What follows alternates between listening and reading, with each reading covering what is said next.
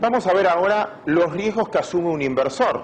¿Por qué a alguien le puede interesar finalmente invertir en bonos? Primero, es una decisión finalmente de financiar el país donde uno está viviendo y es aportar con sus ahorros, financiar el déficit. Uno le está prestando al Estado cumpliendo sus bonos. Pero el primer riesgo que asume es precisamente el riesgo del emisor. Si el Estado tiene capacidad de pago para devolver ese dinero. Hay estados que cumplieron siempre toda su vida y gozan de una confianza muy fuerte por parte de los inversores. Hay estados, a veces como el nuestro, que entraron en default más de una vez y no tienen esa gran confianza que tienen de los inversores. Pero igual se negocian.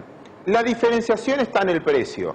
Y eso usted generalmente escuchó o lo vio a través del concepto de riesgo país.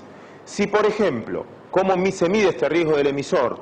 Un bono del Tesoro americano de los Estados Unidos rinde el 4% anual y un bono de la República Argentina rinde el 7% anual, decimos que la diferencia es de 3 puntos. Esos 3 puntos medido en bonos son 300 puntos básicos. Ese es el riesgo.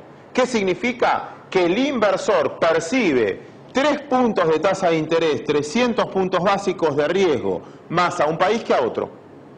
Ese es el riesgo del emisor, que uno tiene que tener en cuenta. No es lo mismo prestarle a un estado X que a un estado Y. Y la diferencia se manifiesta a través del precio. El segundo riesgo que tiene que ponderar un inversor, obviamente, es el tipo de cambio. Yo puedo invertir un bono en moneda nacional, por ejemplo en Argentina, que me pague en pesos, o un bono que me pague en dólares, o un bono que me pague en euros. Aquel que eligió un bono en dólares, quizás tiene más plata o tiene más dólares. Vamos a suponer a alguien que eligió el Bodén 2012 que pagaba un 4% anual de tasa de interés.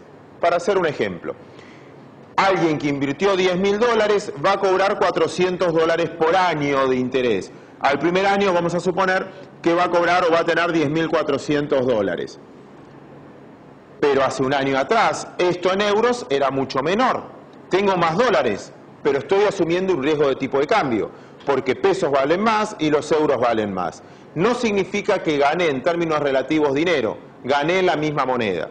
Esta es una de las decisiones que tiene que tomar el inversor. ¿En qué moneda va a invertir? En Argentina puedo hacerlo en pesos, en dólares, en euros, hay bonos en yenes, y precisamente ahí tengo doble riesgo, el del emisor y estar en la moneda correcta. El tercer punto que tiene que prestar atención un inversor, obviamente, es la tasa de interés. Si alguien cree que la tasa va a bajar, le conviene siempre fijar lo antes posible el valor de tasa porque va a estar en función de hoy. Si uno cree que la tasa va a subir, le conviene posicionarse a tasa variable porque generalmente entonces va a ajustar cada vez más por la suba de tasas. Es otro riesgo que corre el inversor a la hora de tomar decisiones. Por último, está el de inflación o el de poder adquisitivo del dinero. Porque si uno compra un bono argentino, por decir algo, que rinde el 10% anual, pero la inflación fue del 13%, usted se compra menos bienes de los que se compraba antes de haber invertido en bonos. Por eso se mide la inflación o la tasa de interés real, que lo que esté percibiendo el inversor esté por encima del poder adquisitivo, si no, el ahorro no fue ahorro, fue descapitalización. Todo ahorro, en cualquier instrumento, no solo en bonos, siempre se mide con el aumento del poder adquisitivo o disminución del poder adquisitivo del dinero. Todos los que hicieron clic en este espacio y quieren aprender sobre bonos o sobre inversiones, obviamente es lo que más nos tiene que preocupar, que nuestros ahorros crezcan más que nuestro potencial suba de gastos, que los gastos se ajustan por inflación. Eso es finalmente invertir, ¿no? que transformar el ahorro en inversión. Y por último, otro concepto repetido ya en este caso, que es el rescate anticipado. El rescate es otro riesgo que, si bien es una ventaja porque cobro antes, muchas veces que me devuelvan la plata antes, si no tengo aplicación para la misma, no es una buena noticia. Para muchos también contemplan el riesgo político. ¿Qué es esto? No es, quizás para los argentinos no es difícil de explicar. Recuerdan que cuando hablamos del emisor decíamos que había emisor-estado, que hay es el mismo riesgo para todo, pero después teníamos provincias y municipios. Muchas veces el riesgo político se toma en las deudas emitidas por una provincia por el signo político que tenga el gobernador de una provincia o de un municipio con respecto al poder central. Muchas veces vimos bonos que coincidían políticamente la provincia con el Estado, que quizás tenían, o estados que parecían ser más solventes porque estaban más protegidos por el gobierno nacional, y otras provincias que estaban menos protegidas. Eso se llama riesgo político porque finalmente a veces la decisión pasa por el Estado, a qué provincia o municipio ayuda y a qué provincia y municipio no. Recuerden que cuando hablamos de títulos públicos finalmente también medimos la capacidad de pago de un Estado. ¿Y de qué depende la capacidad de pago de un Estado? Volvemos al principio, capacidad de ingresos y capacidad de gastos. Los ingresos dependen, por ejemplo, del valor de las materias primas, por el cobro de retenciones, del valor de la actividad económica, obviamente, del crecimiento del PBI, que es lo que va generando impuesto a las ganancias, ingresos brutos, IVA. Bueno, esa marcha de la economía muestra la capacidad de pago del país. Y después su flexibilidad o no de los gastos que tenga. Eso es finalmente medir el riesgo que provoca un emisor y a qué tasa de descuento termino aplicando a la hora de elegir o no comprar un título público. Vamos al último capítulo y quizás el más interesante del lado del inversor. ¿Cómo evaluamos los bonos? ¿Cómo se saca la tasa de interés del rendimiento? Obviamente, como casi toda actividad financiera, es un flujo futuro descontados de fondos. Yo tengo una inversión inicial que finalmente es el precio que estoy pagando por el bono y eso va a ser igual a un flujo futuro.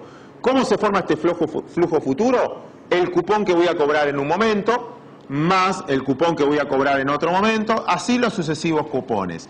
Eso lo tengo que traer a valor actual.